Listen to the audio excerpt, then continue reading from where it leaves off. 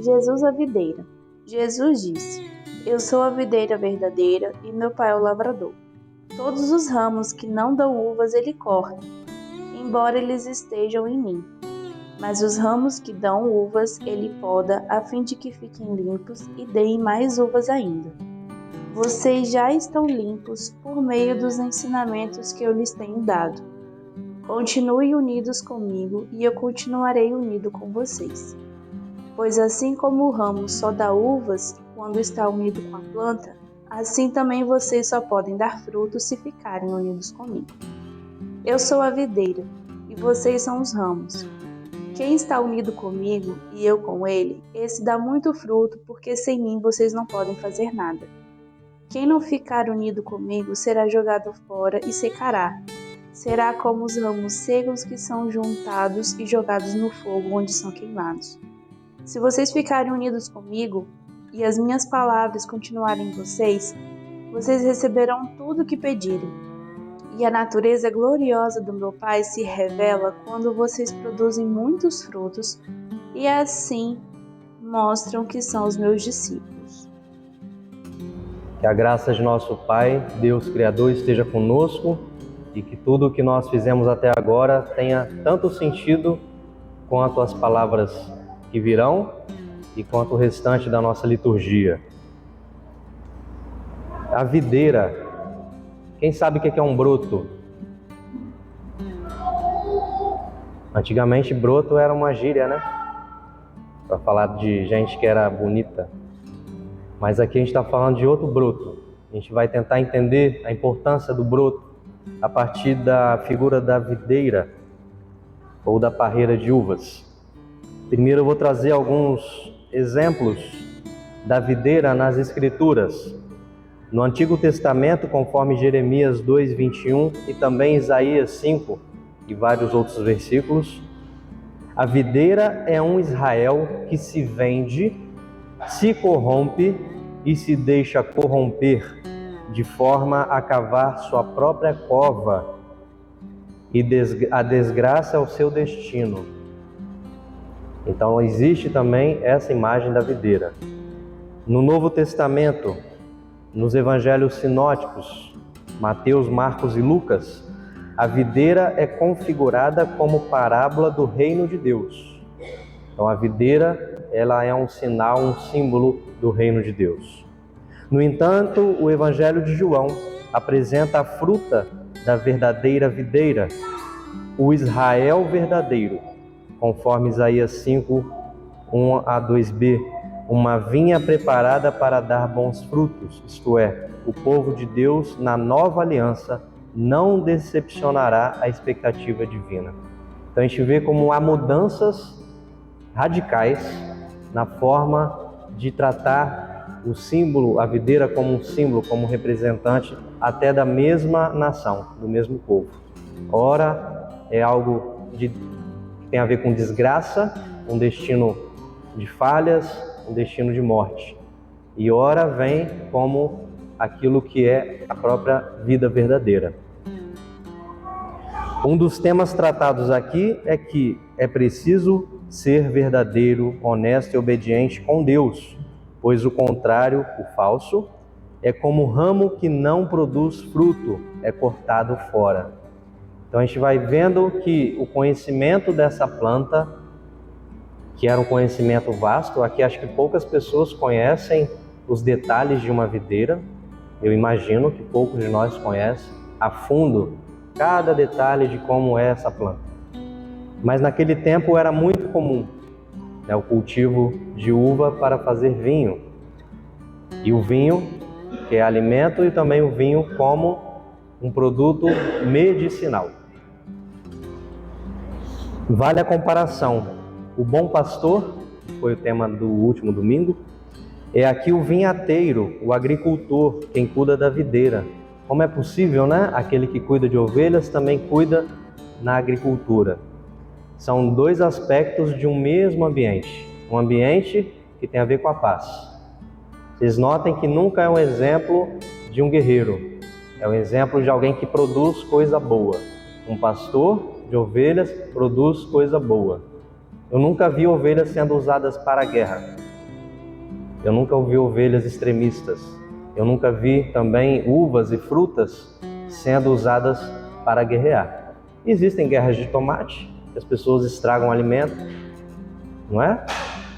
Eles acham bom, às vezes a gente acha engraçado, mas não tem a ver com o exemplo que está sendo dado aqui.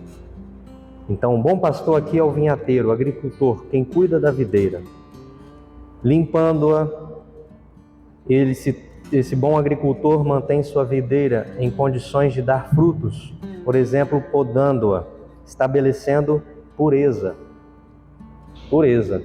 Quem cuida de qualquer tipo de planta sabe que se você não tiver um mínimo de cuidado, por mais que você regue, ela vai começar a juntar poeira, não é? Ela começa a juntar poeira, começa a ficar com aspecto de descuidada, por mais que ela esteja sendo regada. A referência da pureza para as nossas vidas, porém, é uma vida de santidade. E santidade, o reverendo Manuel Miranda já falou várias vezes. Não é essa santidade espiritual, que você está em outra dimensão. É a espiritualidade de quem, na santidade, é separado para viver com humildade o chamado de Deus. Quem é chamado para viver humildemente o chamado de Deus. O que é uma vida de santidade? Jesus Cristo, que por meio de sua vida, morte e ressurreição, nos trouxe pureza, o caminho da purificação, imitar Jesus. A gente não precisa criar fórmulas rituais para a pureza, basta imitar Jesus. Significa obedecer a Deus em tudo o que Ele ordenar. E aí nós temos elementos da videira e seus significados. Então, o fruto da videira qual é? A uva, né? Fruto da videira, a uva. E o significado é obediência. Para produzir fruto, ou seja, a obediência, é preciso ser discípulo de Jesus. Essa é a relação que está estabelecida no Evangelho. A obediência está ligada ao fruto. E para ser obediente, ou para produzir frutos, precisa ser discípulo de Jesus. Quem fizer como ele estará produzindo muitos frutos. Importa dar frutos permanentemente. Mas a gente sabe que a videira não dá frutos o ano inteiro. É difícil um tipo de árvore frutífera que ela dê frutos ininterruptamente. Ela precisa descansar. Mas aqui parece que Jesus quer videiras que produzam sempre. E aí como isso é possível? Os ramos brotam da videira. Vocês já viram enxerto, né? Sabem o que é enxerto? Você pegar, por exemplo, um pé de laranja e enxertar um galho de limão, e aí você tem um pé de laranja que também dá limão. Mas aqui nós não estamos falando de enxerto, porque na comunidade cristã não existe enxerto. Na comunidade cristã as coisas são naturais, são originais. Então, os ramos brotam da videira, não são acrescentados a ela. Ninguém acrescenta ramos à videira, eles brotam da videira. Assim também os discípulos e discípulas brotam de Jesus. Você não é acrescentado ao Cristo, você tem que brotar de Cristo. Ninguém cai de paraquedas no meio cristão e já está vivendo a vida de cristão. Você precisa brotar, crescer, existe um processo. As pessoas não nascem cristãs, elas aprendem a imitar o Cristo. Então, nascemos com Ele. O agir salvífico de Deus por intermédio de Jesus. Outro aspecto que o Evangelho está trazendo. O agir salvífico de Deus por intermédio de Jesus. Isso é o que? O batismo. Quando a gente fala de videira, fala de frutos, fala de discípulo ou de discipulado e de uma ideia de dar frutos permanentemente, nós estamos fazendo referência ao batismo. Qual a importância do batismo na relação videira e ramos? O batismo é mediador da nova criação realizada por Deus. Verificamos esse papel do batismo em João 15:3, e nós lemos que está assim: vocês já estão limpos Vocês já estão limpos por meio dos ensinamentos que eu lhes tenho dado. Vocês já estão limpos pelo ensinamento que eu lhes tenho dado. Como que você fica limpo por causa do ensinamento que Jesus está nos dando? A partir do momento que a gente aprende e compreende, e aí o batismo é importante porque você publicamente mostra para todo mundo que você aceitou ser alguém que produz sempre frutos. Passou por uma transformação de consciência. Isso quer dizer que a fé recebe a nova criação por meio do Espírito. Nós sempre tivemos fé, mas há um momento que essa fé, ela acorda para algo maior. E aí a referência do batismo, a referência da profissão de fé, a referência das ordenações, são eventos que a igreja para celebrar uma grande transformação, que não acontece só com a pessoa que é batizada, acontece com toda a comunidade. Então a fé recebe a nova criação por meio do Espírito. Quando a gente transforma a nossa consciência, nós estamos recebendo por meio do Espírito Santo a nova criação, o qual marca a sua presença na nova criatura no ato do batismo. O batismo e a profissão de fé são a constatação de um novo broto na videira. Quando é que a gente constata que de fato nasceu um novo broto e não foi enxertado? Um novo broto na videira, que é Cristo. Quando nós batizamos e quando nós temos pessoas proferindo sua fé, fazendo sua profissão de fé. Nasce naquele momento. Mas nasce naquele momento no ritual. Mas existe um processo antes chamado discipulado. A gente faz sempre, mas especialmente para batismo e profissão de fé, é um processo onde a gente mergulha num compromisso, numa lealdade, numa fidelidade com Deus e com a comunidade. Quem não pertence nele, quem não permanece nele, também ele não permanece nessa pessoa. Pois nossa união com Cristo é pela fé.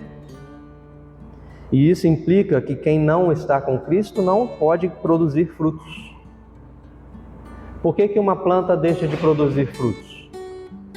Porque ela está sendo descuidada.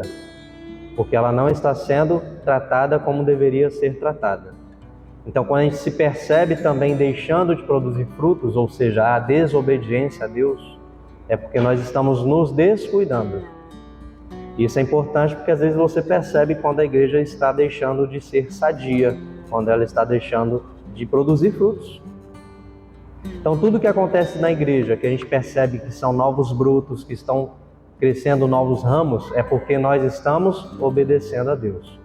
Isso não é uma retribuição. Isso é apenas sinal da graça de Deus. A gente só consegue se mover e fazer o que fazemos. A gente pode citar várias coisas como planejamento estratégico, grupo de louvor, ações que a igreja está planejando, coral e várias outras coisas que a gente pode citar, trabalhos de visitação, MHP. Isso só é possível porque existe uma obediência de discipulado constante para produzir esses frutos. Os frutos brotam da videira, os ramos são da videira, permanecem a ela, pertencem a ela.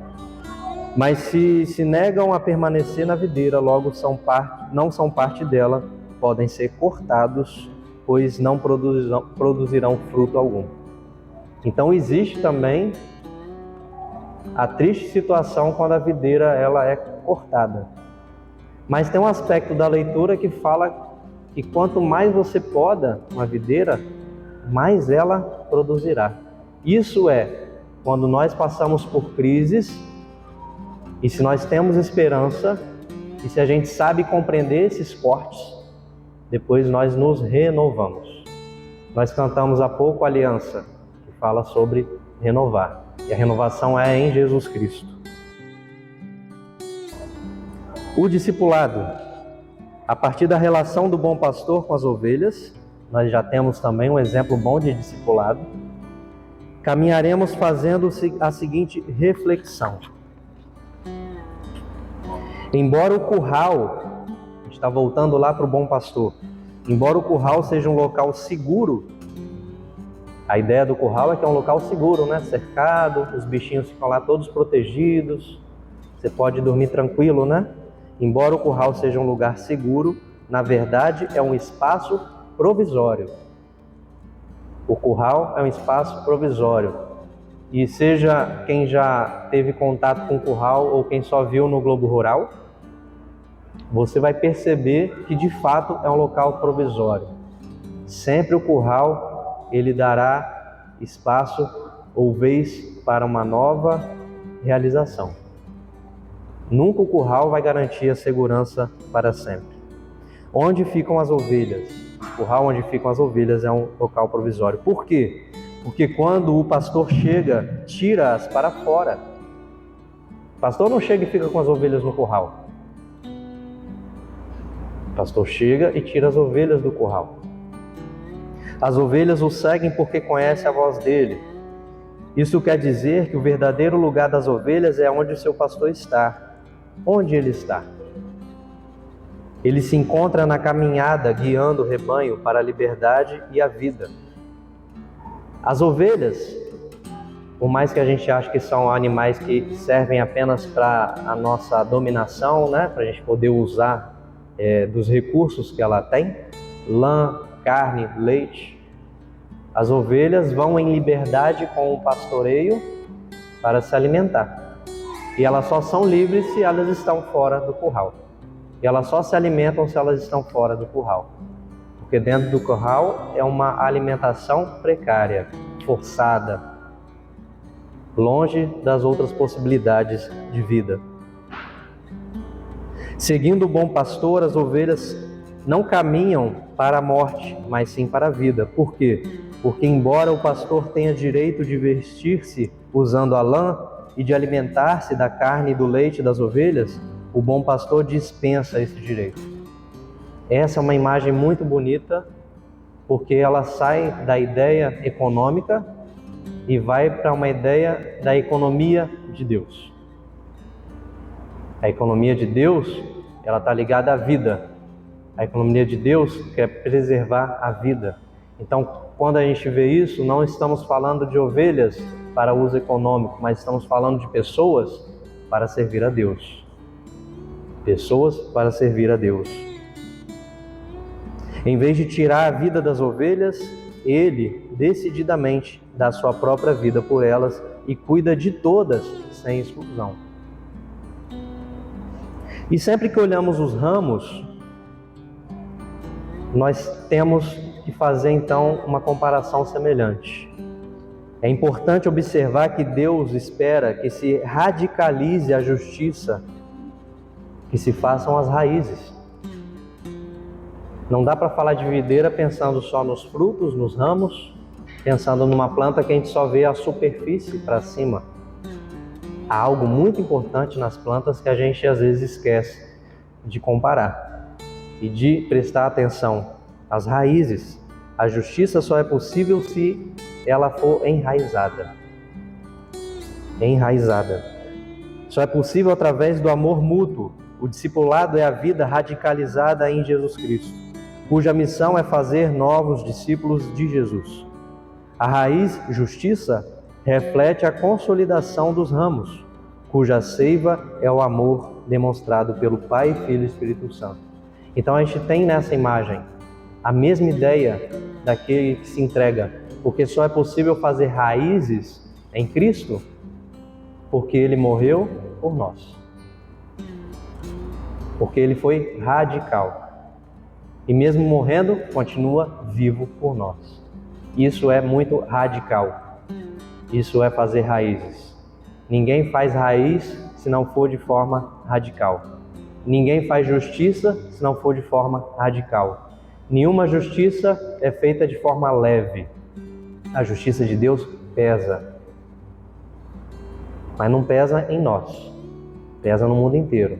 Por isso que Jesus veio aliviar essa carga.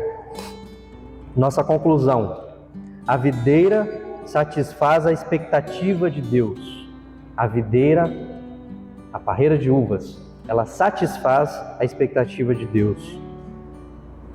E é interessante porque Deus tinha expectativa na humanidade, a humanidade falhou com Deus.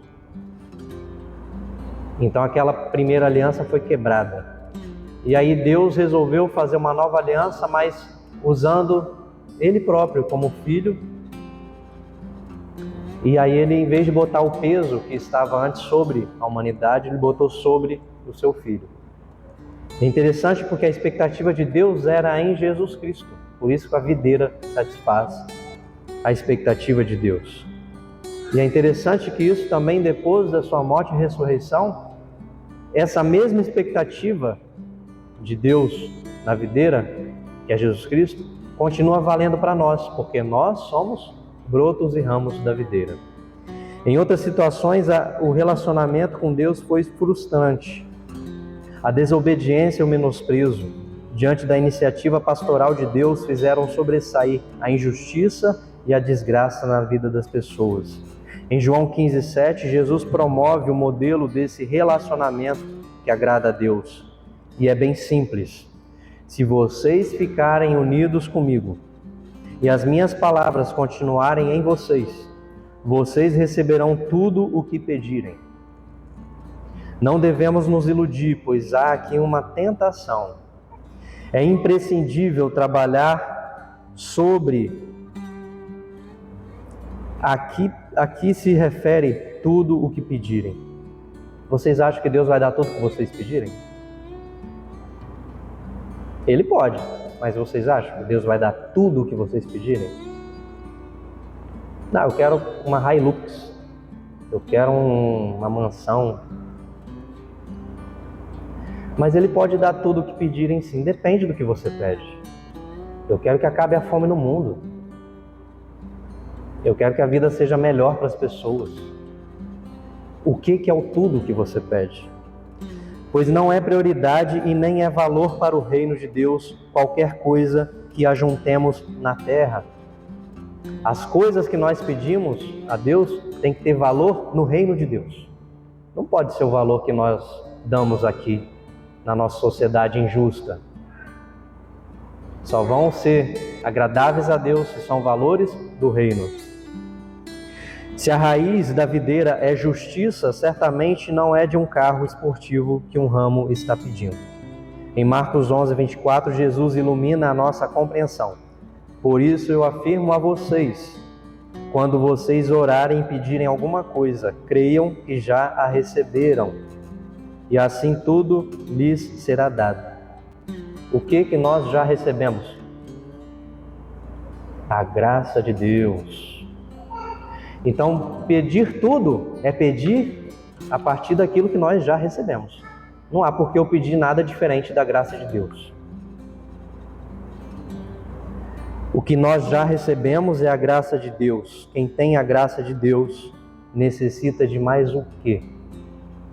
Que assim Deus nos abençoe, nos guarde, nos ilumine para que isso seja uma prática em nossas vidas e que novos ramos possam brotar no seio da igreja dele, essa comunidade e tantas outras. Amém.